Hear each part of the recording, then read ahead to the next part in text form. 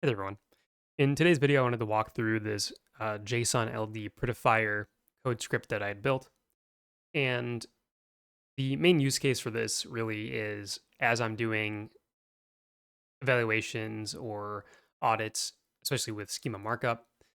If I wanted to look at a schema block of code and I'm going through at that URL level, I'm taking a look in a tool such as like the schema validator tool.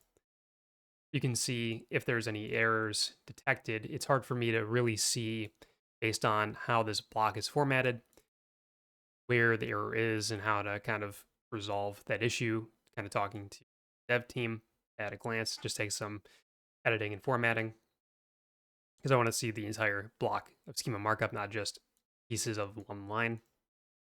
So what this tool does is you enter your block of JSON-LD code for your structured data, and then you prettify it, and then it gives you this new block where it's structured in a more visually cohesive way to evaluate at a glance.